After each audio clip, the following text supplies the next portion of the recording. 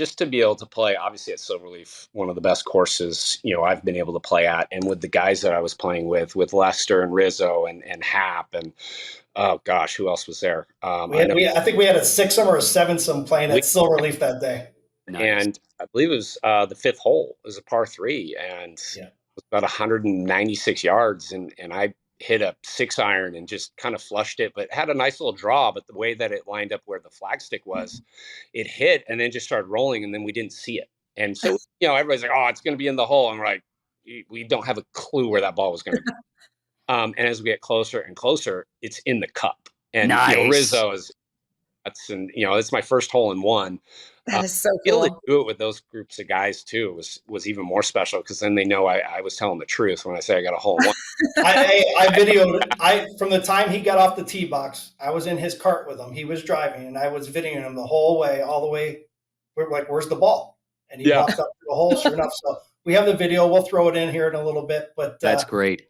Fast forward, Panger, KT, we tried to get him. Hey, get the private jet. It's 2 miles away. Let's go to Vegas. You have to do it, right? I wanted to know how expensive the barbell was after that, because knowing the guys you were playing with, the fact that you had a hole in one. No, that's funny, because I had to pitch the next day, so that's what led. I can't really drink. This is my last spring training start, and we're flying out to go to Chicago to start the season, and so I'm hitting, and I'm playing in a game, and my first at bat, I hit a home run. And everybody's like, "Are you kidding me?" I mean, pitchers don't. He gets a home run and a home run back-to-back days. Are you kidding me? Unreal. I hope you bought a lottery ticket after that. No, it was. I was like, this is going to be a great season. So, I mean, but everybody else is like, let's go to Vegas first. They will never know. We can beat the plane back to Chicago. I was like, no, we cannot do that. We were trying so hard, Panger. We're like, come on. And I actually went to the game the next day as well. And when he hit that home run, I'm like, you got to get to the lottery store ASAP. It was unbelievable. And there he is, Cole Hamels, a World Series champ, World Series MVP, joining us here on the Back to You podcast. Good to see you, Cole. It's good to see all you guys. Thanks for coming on. I know you've been busy lately, and watching these series unfold. Also, you were in Philadelphia doing some work and hoping things would go a little later there. But just tell us a little bit what you've been up to lately. Yeah, really just trying to follow baseball on a completely different avenue now with, being a fan, actually. That's kind of been something that's been great, is, to actually sit in the stands and really kind of absorb what the playoff atmosphere really means without the nerves when you're having to play it.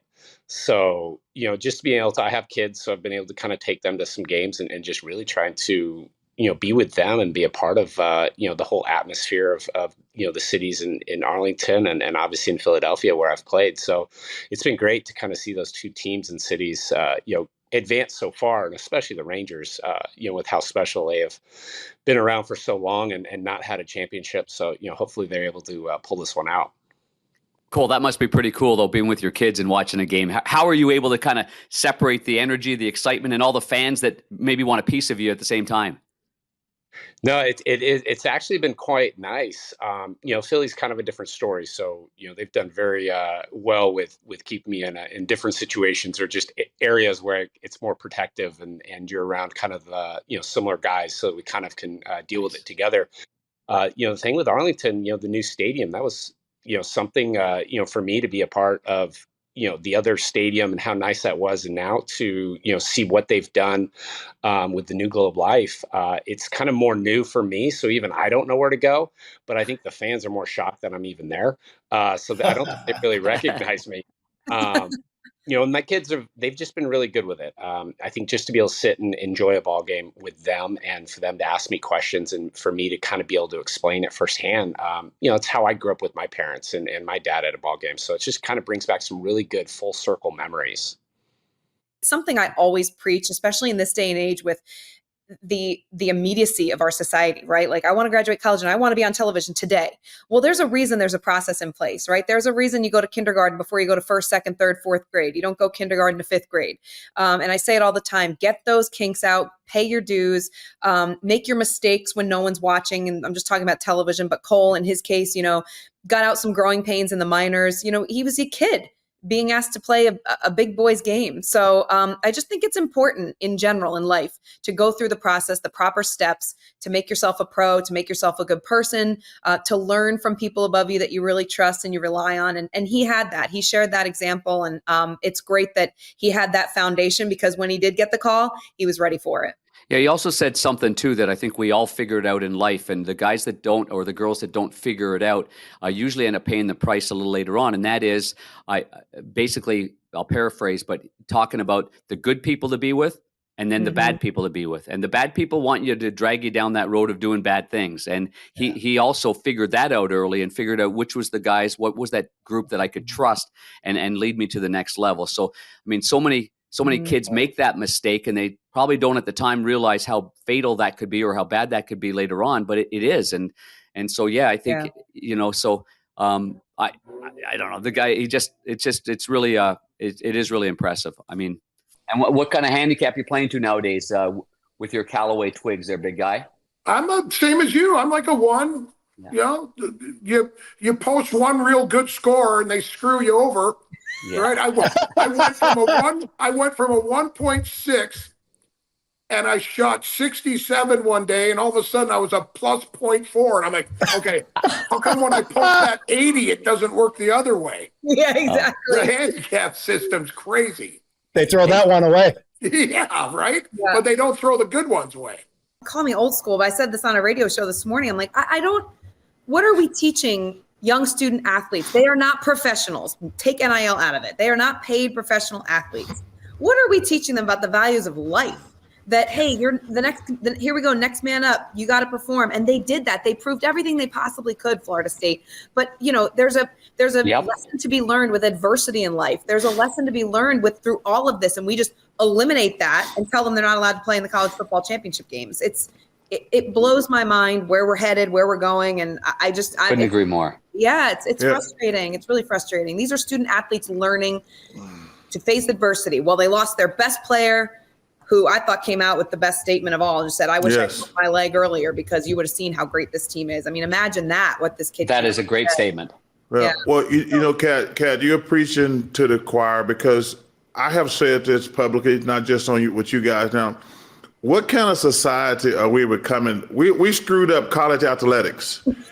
Probably the greatest thing going today, we screwed it up. We got UCLA and USC going to be in the Big Ten. I'm pretty sure the Big Ten is really like the Midwest, Ohio State, Michigan. I don't know how those kids from California are going to adjust to that. It's not going to be good. Oh, we got Texas and Oklahoma coming to the SEC next year. And, now we're paying college kids $1 million to transfer from one school to another. Tell me about the bet we made Thanksgiving. KT or Niner, who's a better putter? Oh, KT for sure. My putting was good this year. Charles, I went from a 22 to a 14. So I'm going to bring it next year in Tahoe, just to let you know. I worked hard this summer. I haven't played since August, but I've worked hard. So, hey, you know what? I tell people, you're like one of the guys. I mean, better looking, but like one of the guys. I know that. And I don't mean it. Listen, I know women are gonna get all bent out of shape, but I don't care. Like, you are so cool to hang out with. And a lot of times, guys do not want to see women on the golf course because they always got some type of BS or drama going on. I said, yo, man, that lady is so cool, and you got the greatest mom. Your mom sends me. First of all, I haven't even broke the news to her that when I was in college, I had somebody doing my homework for me, so I don't read a lot. But I love the fact that your mom sends me books to read all the time. Have you read any of them? Hey, I pass it on to my friends who read a lot. And you sound like you're well read. See? I do. I says, hey, Mom, I wish I had the heart to tell Mom, Chuck don't read a lot. But my friends tell me she sends great books. And so I got friends who love to read. Your mom, man, she reads a lot. She's unbelievable. Book a day, I know, it's unreal. I admire that about her, but she loves to read. And she's my inspiration on the course. She's an amazing golfer. Comes with me to Tahoe all the time, and just enjoys herself and caddies for me, and we get into our own house. She became my hero when she caddied for you. The morning after we went out at night, that morning. I said, is that cat mom caddying for her? Like, wow. I was like, that is very impressive. That lets you know she's a great mom. I'm like, because Tahoe is not an easy walk. Right. Yeah. Elevation. It's the elevation and up and down those hills. Yep. Yeah. But for her to do that when she really come out for vacation with your sister. Larry, the cable guy. This is going to be great. Here he is, Larry, the cable guy. What's up? Get her done. Hey, I'm doing good. Hanging out here, about ready to get ready for Thanksgiving. Getting up on my Christmas decorations. I just took them down in August. Here I am getting them back up again. I don't seem to see any of them, Larry, in the background. No, there's no decorations back there. Well, not in this room. There's not. But you walk out of this room and ain't nothing but reindeer and Santa Claus. You know what? I feel like the waste management open around here when it's Christmas. You know, we get our decorations up, we take them down for 3 months, we have to take them back, put them back up again. Do you do it all yourself? Come on, Catherine, I'm an A-lister. I love it. What do you cook for Thanksgiving? Do I put them up myself? What are you, some kind of comedian? You know, some kind of comedian? What am I doing for Thanksgiving? What are you cooking? You know what? We don't. We got sick of turkey. Everything is always turkey. Yeah, I agree. And after last year, because last year we did something different. Last year we took a live turkey and put it in front of the Dallas Cowboys game and watched the turkey kill itself. So this year, you know, when we were kids and the teacher gave us heck for something or we got in trouble for something, our parents didn't blame the teacher, they blamed us. And they said, pick it up a notch. If we were arguing with a police officer, they didn't blame the police officer, they blamed us. You know, and now it's just backwards. And as another follow-up to what you're saying, let's just say that your daughter's going to be, let's say she's a great athlete and she turns pro. And she learned that in college that, if it doesn't go well, I'm just going to go here, I'm going to go there, I'm going to go there. Yeah. Man, do you ever run out of pro teams in a heartbeat. Your reputation just grabs you by the ass in no time flat, and you are out. Because everybody knows what kind of character you are. You're a quitter, and you throw everybody else under the bus to try to advance yourself. And it just doesn't work in pro sports. It doesn't work at all. But the basis, I always tell people, the thing I love about sports, man, it don't care how rich you are, don't care how tall you are, how small you are, you got to get out there and get it done. You know, when I first, you know, everybody said, man, this dude too short to play major college basketball. And my mom says, what do you want to do? I said, well, I want to go to school, but I don't know if I can compete because everybody's telling me I'm too small to play. I should go to a smaller school. She says, well, that's out the window. You're going to a 4-year school. So that's the worst case scenario. You're going to get a free education. And I said, okay. And then obviously when I got there, I was like, oh, I'm just as good as everybody else. I just got to work harder. But man, I just hate where we're going with college athletics because the way it's going now, especially with all the money and everything, I think in the next 3 years, we're going to have about 10 to 15 schools. And I don't blame the kids because listen, if they had to offer me millions of dollars, I'd have been going to certain schools too. Right.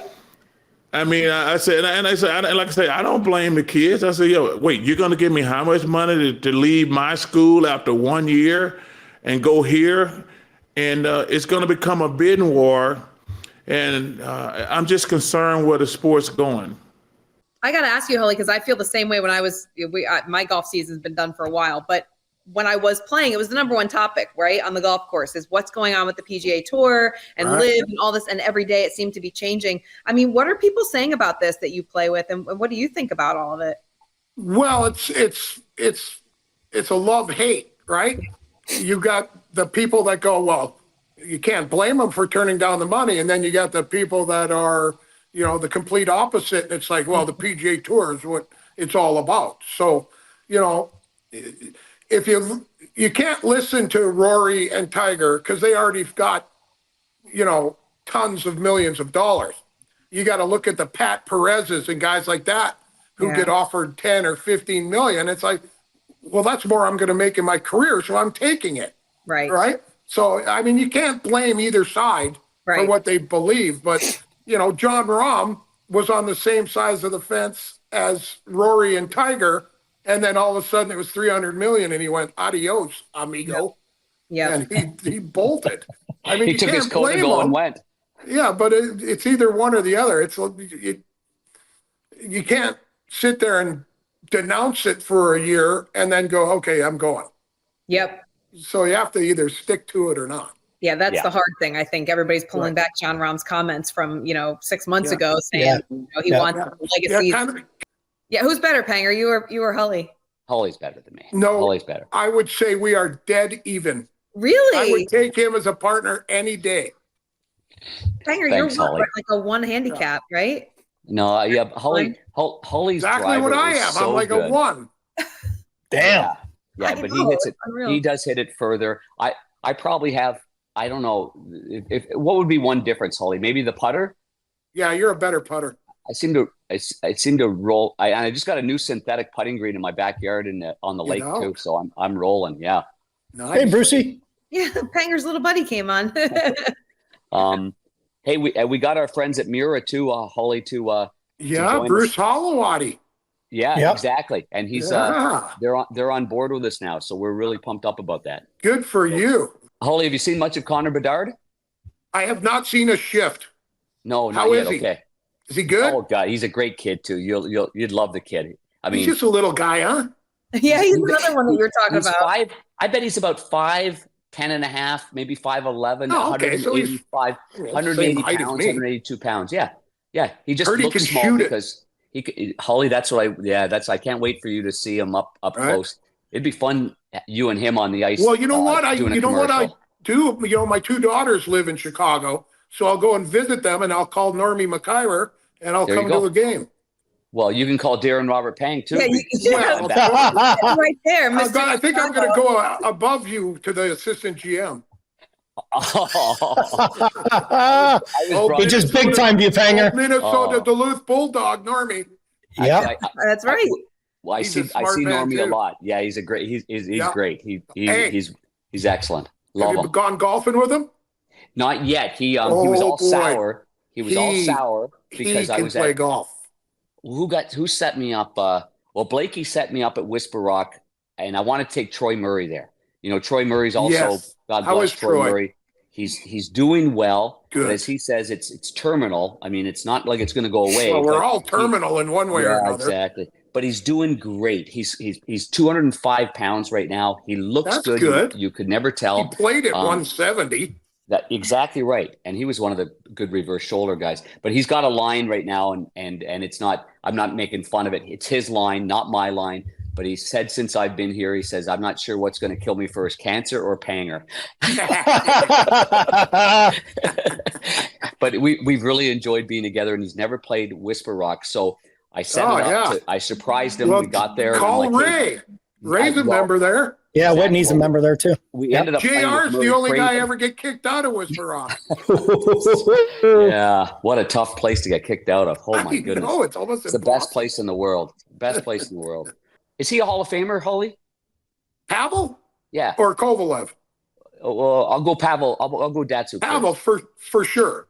Yeah. Multiple Stanley Cups. Yeah. Selkies. Yeah. Absolutely. Yeah. I mean I just had me and my son were playing golf, and he is adamant that they need to fix the Hall of Fame. I agree with him. He goes, there's too many people that don't deserve to be in there. And I was okay. And so I said, well, for one thing, they don't have to fill the ballot up every year. Right. Yep. You can put one person in or 2 people in, right? And so you don't have to fill it up every year. And it's almost like that's what they're doing.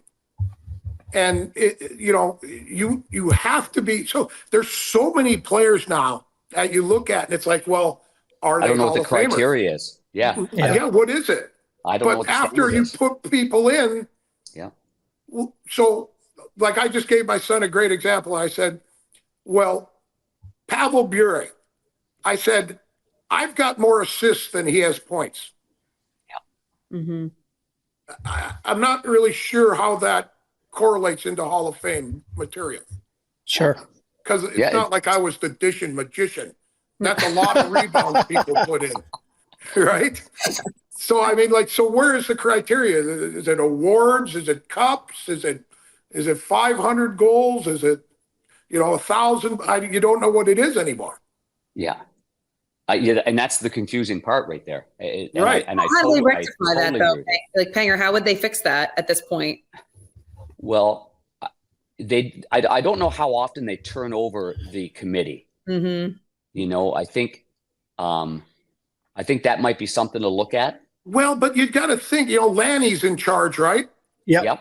I mean, he's a smart man. Mm-hmm.